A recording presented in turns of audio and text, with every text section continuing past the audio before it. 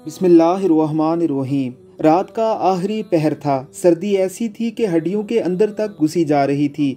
बारिश भी इतनी तेज़ थी जैसे आज अगली पिछली कसर निकाल कर रहेगी। मैं अपनी कार में दूसरे शहर के कारोबारी दौरे से वापस आ रहा था। कार का हीटर चलने के बावजूद मैं सर्दी महसूस कर रहा था। दिल में एक ही ख्वाहिश थी कि बस जल्द अज जल्द घर पहुंचकर बिस्तर में घुसकर सो जाऊं। मुझे उस वक्त कंबल और बिस्तर ही सबसे बड़ी नेमत लग रहा था। सड़कें बिल्कुल सुनसान थी, हत्ता कि कोई जानवर भी नज़र नहीं आ रहा था। लोग इस सर्द मौसम में अपने गर्म बिस्तरों में दुबके हुए थे। जैसे ही मैंने अपनी कार अपनी गली में मोड़ी तो मुझे कार की रोशनी में भीगती बारिश में एक साया नजर आया। उसने बारिश से बचने के लिए सर पर प्लास्टिक के थैले जैसा कुछ ओढ़ा हुआ था।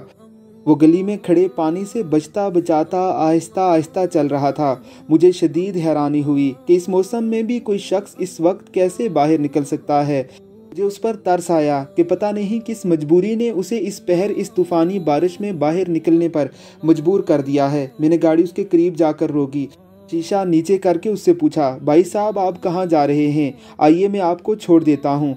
उसने मेरी तरफ देखकर कहा, भाई साहब शुक्रिया, बस मैं यहीं करीब ही तो जा रहा हूँ, इसलिए पैदल ही चला जाऊँगा। मैंने तजस्सुस भरे लहजे में पूछा, इस वक्त आप कहाँ जा रहे हैं? उसने बड़ी मतानत से जवाब दिया, मस्जिद। मैंने हैरानी से पूछा, इस वक्त मस्जिद में क्या करने जा रहे हैं? उसने कहा, मैं इस मस्जिद का मौज़न हूँ, फजर की आज़ान देने के लिए मस्जिद में जा रहा हूँ। ये कहकर वो अपने रास्ते पर चल पड़ा और मुझे एक नई सोच में गुम कर गया।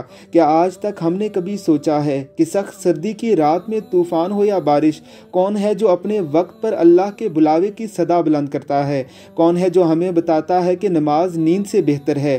कौन है जो यह ऐलान करता है कि आओ नमाज की तरफ, आओ कामयाबी की तरफ? इसे इस कामयाबी का कितना यकीन है। उसे इस फ़र्ज़ के अदा करने से ना सर्दी रोक सकती है और ना बारिश रोक सकती है। जब सारी दुनिया अपने गर्म बिस्तरों में नींद के मज़े ले रही होती है, वो अपने फ़र्ज़ को अदा करने के लिए उठ जाता है। तब मुझे इल्म हुआ कि यकीनन ऐसे ही लोग हैं जिनकी वजह से अल्लाह हम पर मेहरबान है। इन लोगों की बरकत से दुनिया का निज़ाम चल रहा है। मेरा दिल चाहा कि नीचे उतर कर इसे सलाम करूं, लेकिन वो जा चुका था। थोड़ी देर बाद जैसे ही अल्लाह अकबर की मीठी सदा गूंजी, मेरे कदम भी मस्जिद की जानब उठ गए। आज मुझे सर्दी में मस्जिद की तरफ चलना गर्म बिस्तर और नींद से अच्छा लग रहा था।